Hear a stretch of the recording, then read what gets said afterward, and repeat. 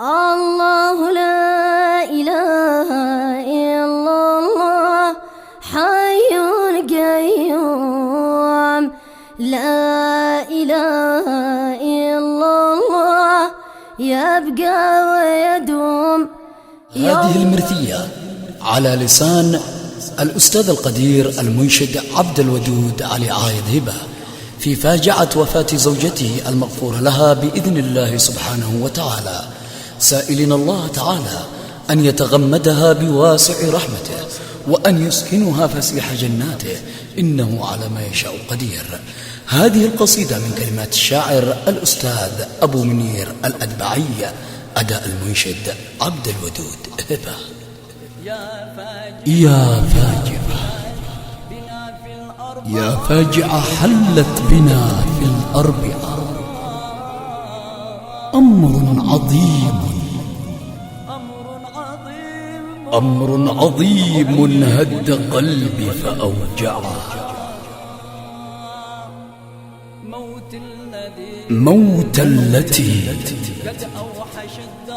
موت التي قد أوحش الدار بعدها، وكأننا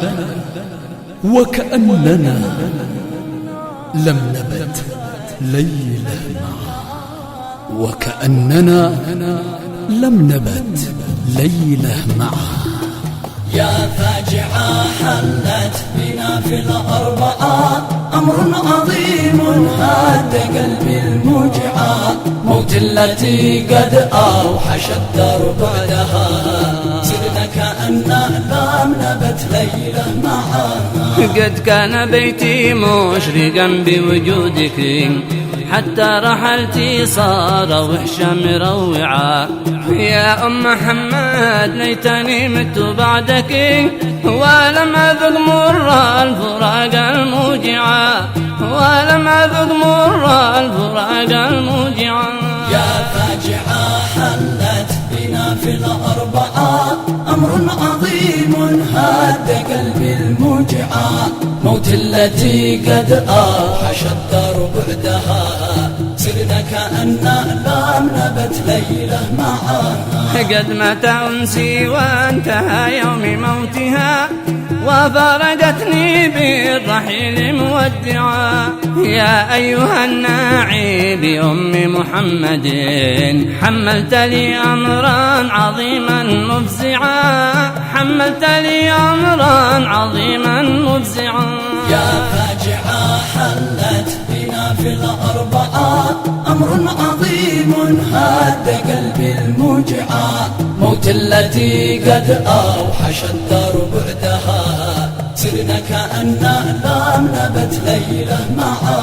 يا أم أمجد ذكرياتي معك سنين، عبد الودود بعدش يعوذ المضجع. يا ريحة هبت علي منك، خلت عيوني من دمايا تدمع، خلت عيوني من دمايا تدمع. يا فاجعة حلت بنا في الأربعة أمر عظيم هاد قلبي الموجعة، موت التي قد أوحش الدار بعدها، سرنا كأننا لم نبت ليلة معها. ألا أيها الموت الذي حل فجأة، أما كان يجدي شافع لو تشفعا.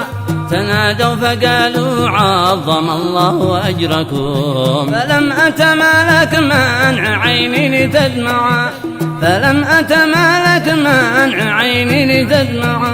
يا فاجعة حلت بنا في الأربعة أمر عظيم هاد قلبي الموجعة، موت التي قد أوحش الدار بعدها، سرنا كأننا لم نبت ليلة معها. أيا حاملين النعش فلتترفقوا، جثمان قلبينا لتدفننا معا. الموت في دمي وكل جوارحي، فوا حزني من ذا أناجي فيسمع، فوا حزني من ذا أناجي فيسمع. يا فاجعة حلت بنا في الأربعة أمر عظيم التي قد أوحش الدار بعدها سرنا كأننا لم نبت ليلة معها. يا أيها القبر الذي ضم مؤنسي ارفق فقد أمسيت للحزن مربعا عليك من ربي سلاما زاكيا ما سال سيل وما عبد دعا ما سال سيل وما عبد دعا. هذه المرثية على لسان الأستاذ القدير المنشد عبد الودود علي عايض هبة في فاجعة وفاة زوجته المغفور لها بإذن الله سبحانه وتعالى، سائلين الله تعالى أن يتغمدها بواسع رحمته وأن يسكنها فسيح جناته، إنه على ما يشاء قدير.